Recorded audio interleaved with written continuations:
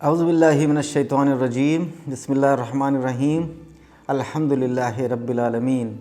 والصلاة والسلام علی رسولہ الکریم۔ السلام علیکم ناظرین، ہم آج ایک ایسے موضوع کے اوپر بحث کرنا چاہ رہے ہیں کہ جو پچھلے تقریباً 30 سال سے جس نے دنیا میں بہت زبردست تباہی مچائی ہے، HIV ایڈس۔ اس سے پہلے کہ میں وہ اسلامک ماڈل آپ کے سامنے پیش کروں ایڈس کے کنٹرول کا، میں یہ بتا دینا چاہتا ہوں کہ یہ میں نے 1995-96 کے تقریباً آس پاس کی بات ہے کہ مجھے ایک letter All India institute of medical Sciences کے اس وقت کے کمیونٹی میڈیسن کے ہیڈ، جو بعد میں ڈائریکٹر بن گئے all India institute of medical sciences new Delhi کے، پروفیسر للت موہن ناتھ کا ملا، جو ایڈس کو لے کر بہت پریشان تھے، اور انہوں نے مجھ سے یہ ریکویسٹ کی کہ میں اسلامی نقطہ نظر سے ایڈس پر ایک کتاب لکھوں۔ میں نے ان کی یہ پیشکش قبول کی اور اللہ کا کرم ہوا کہ بہت جلدی وہ کتاب مکمل ہو گئی۔ اس کتاب کے اندر 3 اہم نکات میں پہلے آپ کے سامنے رکھنا چاہ رہا ہوں، اس کے بعد میں پورا ماڈل آپ کے سامنے رکھوں گا۔ پہلا نقطہ یہ تھا کہ میں نے اس بات پر زور دیا کہ اگر ایڈس دنیا کے اندر پھیل رہی ہے تو اس کی سب سے بڑی وجہ یہ ہے کہ اس دنیا میں تمام جتنے بھی نظام ہیں وہ پوری طرح اکنامک فنڈامنٹلزم یعنی اقتصادی بنیاد پرستی کے ماتحت چل رہے ہیں۔ چنانچہ اس کے تحت ہر چیز کی مارکیٹنگ ہوتی ہے، اور سیکس مارکیٹ ایک بہت بڑی مارکیٹ بن گئی ہے، اور سیکس مارکیٹ کو پروان چڑھانے کے لیے جو پورا کا پورا خاندانی نظام ہے اس کو درہم برہم کر دیا گیا ہے، اور یہ مارکیٹ اتنی بڑی ہو گئی ہے کہ بلینز آف ڈالرز کا کاروبار پوری دنیا میں جسم فروشی کا آج کل پچھلے کچھ دنوں کے اندر پچھلے تقریباً 15-20 سال کے اندر ایک ہم جنسیت بھی ایک بہت بڑا ہوموسیکسولیٹی بھی ایک بہت بڑا کاروبار بن گیا ہے، اور اس تمام جو ایک ٹریڈیشنل فیملی سسٹم تھا اس کو توڑ دیا گیا۔ ناجائز تعلقات کا ایک شدید طوفان سا آ گیا دنیا کے اندر، اور نتیجہ یہ ہوا کہ اس نے ایک کے بعد ایک بیماریوں کو جنم دیا، اور اس میں سے ایک جو سب سے بڑی بیماری تھی وہ HIV ایڈس تھی۔ جب میں یہ کتاب لکھ رہا تھا تو اس وقت میں نے 2 ایسے اہم باتیں کہیں اس کتاب کے اندر۔ اللہ نے مجھ کو ایک میرے دل کے اندر یہ بات ڈالی کہ جس کا پہلے تذکرہ نہیں ہوتا تھا۔ میں نے یہ کہا کہ سرکمسیزن یعنی ختنہ، جو اسلام کا ایک سنت سمجھی جاتی ہے مسلمانوں کے درمیان، کہ وہ ایک بہت اہم کردار ادا کر سکتا ہے تمام جنسی بیماریوں کو روکنے کے لیے۔ اور اس میں نے یہ اس ماڈل کے اندر میں نے یہ بات کہی کہ ایڈس کو روکنے کے لیے ورلڈ ہیلتھ آرگنائزیشن یعنی عالمی ادارے صحت کو باقاعدہ سرکمسیزن کو شامل کرنا چاہیے ایڈس کنٹرول پروگرام کے اندر۔ اس کے فوراً بعد بہت ساری رپورٹیں آنی شروع ہوئیں جن میں یہ بات سامنے آئی کہ افریقہ کے اندر خاص طور پر جو ختنے کا ایک بہت بڑا رول دیکھا گیا ہے ایڈس کی بیماری کو کنٹرول کرنے میں، اور تقریباً 7 سال بعد WHO نے اسے ایڈس کنٹرول پروگرام کا حصہ بنایا۔ سرکمسیزن کی خاص بات یہ ہے کہ سرکمسیزن میں جو جراثیم ہوتے ہیں، جو HIV کے وائرس، اس کے علاوہ اور بہت ساری جتنی بھی ڈیسیز ہیں، چاہے وہ سفلس ہو، چاہے وہ گونوریا ہو، چاہے ہرپیس ہو، چاہے وہ ہیپاٹائٹس B وائرس ہو، یہ تمام وائرسز جو جنسی اختلاط کے ذریعے پھیلتے ہیں، ان میں اس ایک سرکمسائز جو ایک پینس ہوتا ہے اس کے اندر وہ کچھ سیلز ایسی ختم ہو جاتی ہیں جن سیلز کے ذریعے یہ جراثیم بدن کے اندر داخل ہو جاتے ہیں۔ دوسری جو ایک اہم بات میں نے اس کے اندر کہی وہ تھی عدت کے متعلق۔ آپ جانتے ہیں کہ عدت اسلام میں جب کسی عورت کا شوہر کا انتقال ہو جائے، وہ بیوہ ہو جائے، یا جب طلاق ہو جائے، طلاق کی صورت میں عدت تقریباً 3 مہینے 90 دن کم سے کم ہوتی ہے، اور اگر بیوہ کی عدت جو ہے وہ تقریباً 4 مہینے 10 دن ہوتی ہے۔ یہ چیز میرے لیے بڑی دلچسپی کی وجہ بنی کہ اس عدت کا آخر کیا اس کا ایک ایفیکٹ ہو سکتا ہے۔ اسلام کی یہ خوبی یہ ہے کہ چاہے اسلام میں عبادات ہوں، چاہے معاملات کے معاملے ہوں، چاہے قوانین ہوں، اللہ اگر عبادت بھی کراتا ہے انسان سے تو اللہ ایسا اس کا طریقہ پیدا کرتا ہے کہ جس میں از خود انسان کا فائدہ ہوتا ہے دنیا میں بھی اور ظاہر آخرت میں۔ تو جب دنیا انسان اللہ کے بتائے ہوئے راستے کے مطابق چلنے کی کوشش کرتا ہے تو اللہ تعالیٰ آخرت میں اس کو بہترین صلہ عطا فرماتے ہیں۔ تو شادی کا نظام بھی جو ترتیب دیا گیا اسلام کے اندر، اس میں ایک عدت کا جو پہلو رکھا گیا، یہ بات سامنے آئی میرے کہ جتنی بھی سیکس ریلیٹڈ ڈیزیزز ہیں، چاہے وہ سفلس ہو، چاہے گونوریا ہو، چاہے ہرپیس ہو، ان سب کا انکیوبیشن پیریڈ کا مطلب یہ ہوتا ہے کہ جب بدن کے اندر جراثیم داخل ہوتے ہیں اور اس کے بعد وہ بیماری جب ظاہر ہونا شروع ہو جاتی ہے، اس کے درمیان کا جو وقفہ ہے اس کو انکیوبیشن پیریڈ کہتے ہیں۔ تو انکیوبیشن پیریڈ جتنی بھی بیماریاں سیکس ریلیٹڈ ڈیزیز تھی ان سب کا زیادہ سے زیادہ 90 دن تھا، یعنی 3 ماہ۔ اور ایڈز کے سلسلے میں انکیوبیشن پیریڈ تو بہت زیادہ ہوتا ہے، لیکن اس کا جو ونڈو پیریڈ وہ پیریڈ ہوتا ہے کہ جب کہ ایڈز کے جراثیم بدن میں داخل ہونے کے بعد میں بلڈ کے اندر پازیٹیو ایک ٹیسٹ آنے لگتا ہے۔ تو ایڈز کا بھی ونڈو پیریڈ تھا، وہ بھی 90 دن سے کم تھا۔ تو میں نے اس کا ایک خاص انداز میں اس کو پروگرام کے تحت طے کیا کہ اس کو شامل کیا جائے گا کہ جو عدت کا جو بہترین نظام ہے اس سے کیا اس کا اثر نکل سکتا ہے۔ چونکہ دیکھیے اسلام میں کوئی طریقہ ایسا نہیں ہے کہ جس میں ایک عورت کے تعلق 2 مردوں سے ہو اور ان کے درمیان کم سے کم 90 دن کا وقفہ نہ ہو۔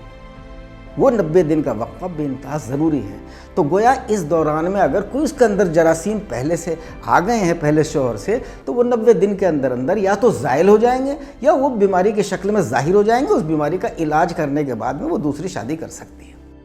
اب میں آتا ہوں کہ میں نے اس میں کس طریقے کا پورا جو Islamic model for control of AIDS ترتیب دیا، اس میں ان چیزوں کا خیال کرتے ہوئے کیا طریقہ رکھا۔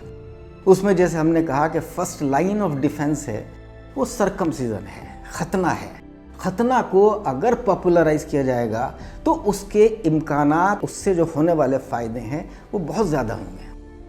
ایڈز کی صورت میں جو پورے WHO نے جو پروگرام آگے بڑھایا تھا اور جو پوری دنیا کی جو حکومتیں اس کے اوپر فالو کر رہی تھی، اس میں زور صرف ایک بات پر تھا اور وہ تھا جس کو سیف سیکس، محفوظ سیکس کہتے ہیں۔ یعنی ایک خاص اس چیز کا استعمال کر کے وہ یہ سمجھا جاتا ہے کہ اس سے HIV کا، ایڈز ہونے کے امکانات کم ہو جاتے ہیں۔ لیکن یہ پایا گیا کہ اس کے باوجود، سیف سیکس کے باوجود بہت کم اس کا، تقریباً 15 یا 20% ہی اس کا فائدہ ہوتا ہے، لیکن ختنے کی صورت میں یہ فائدہ 60% تک ہو سکتا ہے۔ تو پہلی چیز سرکمسیزن، اس کا فرسٹ لائن آف ڈیفنس۔ دوسری، اسلام میں جنسی طہارت کا ایک مکمل نظام موجود ہے کہ جنسی طہارت میں یہ بھی ضروری ہے کہ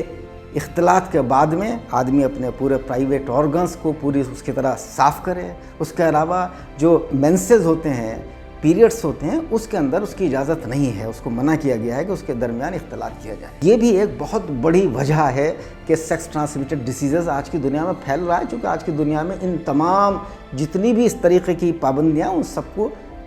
ختم کر دیا گیا ہے، اور صرف ایک لوگوں کے اوپر ایک عجیب قسم کا ایک جنون، ایک دیوانگی طاری ہے، جس کے تحت ان کو یہ ہوش نہیں ہے کہ وہ کس قسم کے غلط کام کر رہے ہیں اور اس کے نتائج کتنے برے ہو سکتے ہیں۔ چنانچہ نتیجہ یہ نکلا ہے 1982 میں پہلی مرتبہ ایڈز کا مریض افریقہ میں دیکھا گیا تھا، جو ایک ہوموسیکسول، ایک ہم جنسیت میں شکار ایک شخص تھا۔ اس کے بعد سے آج تک تقریباً 40 سال کے اندر آلریڈی پہلے ہی تقریباً 4 کروڑ اموات ہو چکی ہیں، اور آج بھی دنیا میں تقریباً 6-7 کروڑ لوگ ایڈز کے شکار ہیں۔ اب پچھلے کچھ دنوں پہلے ایک دوا HIV کو روکنے کے لیے ایک اینٹی وائرل ڈرگ آ گئی ہے، لیکن اس کے اثرات بھی بہت دیر میں آتے ہیں، اور اس سے صرف اتنا ہوتا ہے کہ مرنے کی جو ڈیوریشن ہے وہ بڑھ جاتی ہے، لیکن آدمی بہت بری طرح بیمار اس کے اندر بھی رہتا ہے۔ تو پورا جو جنسی طہارت کا جو نظام ہے اس میں سرکمسیزن، ایک اختلاط سے پہلے اور اس کے بعد کے غسل، اس کے طریقہ کار موجود ہیں، اور مینسز کے دوران میں احتیاط، یہ ساری کی ساری چیزیں اس کے اندر موجود ہیں۔ اس کے علاوہ پھر جو دوسرا لائن آف ڈیفنس ہے کہ اسلام میں شادی کے باہر کسی قسم کے تعلق کی اجازت نہیں ہے۔ اور وہ شادی بھی صرف ایک مرد کی اور ایک عورت کی ہو سکتی ہے۔ اس میں جو آج کل جو نیا ایک ہم جنسیت کا ایک وبال دنیا کے اندر آیا ہے، اس میں مرد اور مردوں کی شادیاں ہو رہی ہیں، عورتوں اور عورتوں کی شادیاں ہو رہی ہیں، اور اس سے زیادہ ہم جنسیت سے زیادہ کوئی دوسرا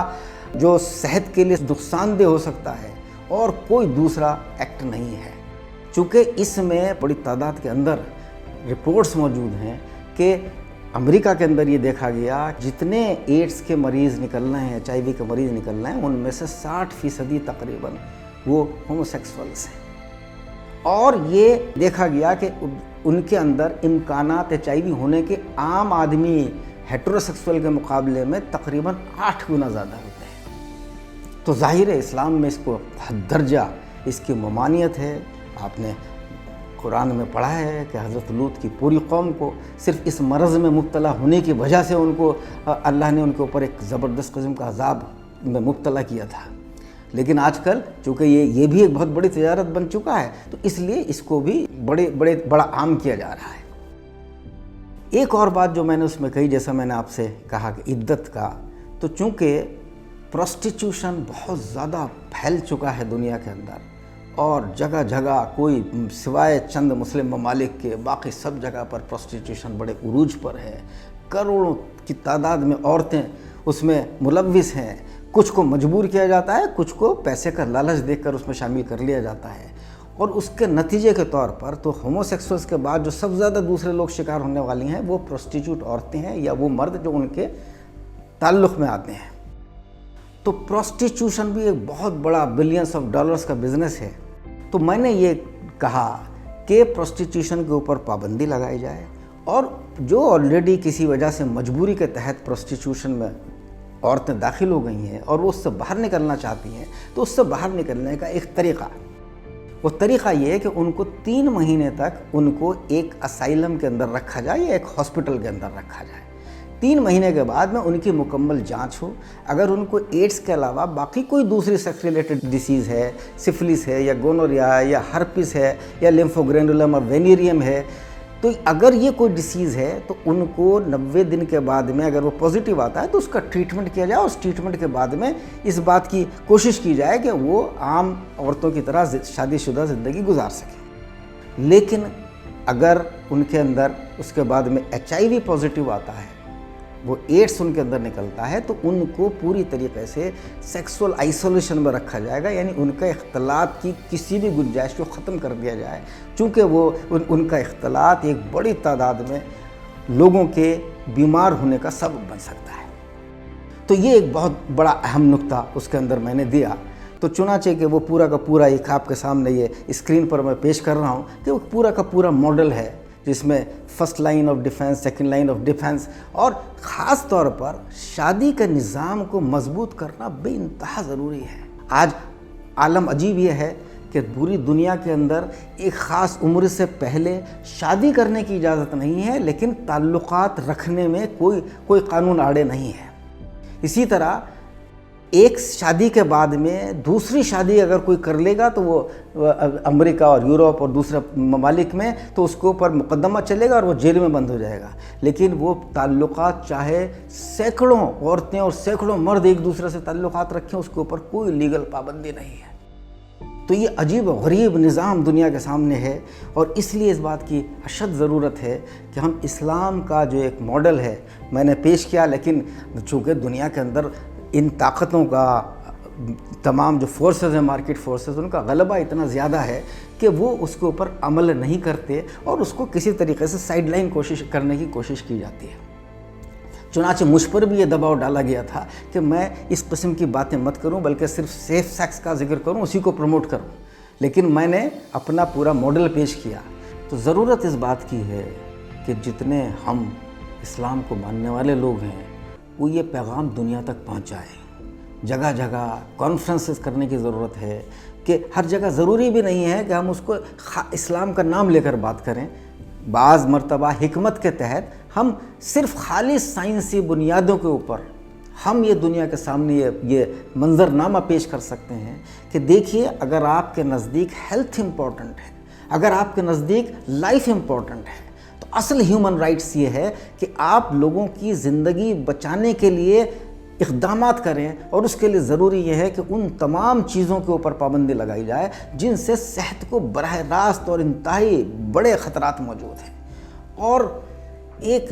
جنسی اختلاط اور جو ہے اس قسم کی جو پوری یہ ایک بے راہروی چلی آ رہی ہے، اس سے زیادہ خطرناک انسانی زندگی کے لیے کوئی دوسرا عمل نہیں ہو سکتا۔ اور جب اس کے ساتھ ساتھ الکوہل اس میں شامل ہو جاتا ہے تو یہ اس کے اثرات اور بھی کئی گنا بڑھ جاتے ہیں۔ تو چنانچہ الکوہل اور ڈرگس کا بھی HIV کے پھیلنے میں اور ایڈس میں پھیلنے میں ایک بڑا کردار رہا ہے۔ ان تینوں چیزوں کے میل سے ایک یہ دنیا کے اندر جو تباہی آج اس کا ذکر پچھلے تقریباً 10-15 سال سے بہت کم اخباروں میں آتا ہے اور میڈیا کے اندر آتا ہے، اس کی وجہ وہی ہے کہ مارکیٹ فورسز حاوی ہیں، اور انہوں نے جب سے اینٹی وائرل ڈرگ HIV کے اگینسٹ ڈرگ آ گئی ہے تو انہوں نے وہ باقی تمام اس کے خلاف اس کا اویئرنیس پروگرام تھا اس کو بند کر دیا ہے، چونکہ ان کا طریقہ یہ ہے کہ بیماری بڑھنے دو، جب بیماری بڑھے گی، پہلے بیماری جن وجہوں سے بڑھ رہی ہے وہ بڑا مارکیٹ ہے تو اس مارکیٹ کے ذریعے وہ اربوں روپے کماتے ہیں، اور جب بیماری ہو جاتی ہے تو بیماری کے علاج میں اب وہ اربوں روپیہ کماتے ہیں۔ تو اس کی دلچسپی اس بات میں قطعاً نہیں ہے کہ بیماری نہ ہو، ان کی دلچسپی ہے کہ بیماری بھی ہوتی رہے اور اس کا علاج بھی ہوتا رہے۔ تو ہم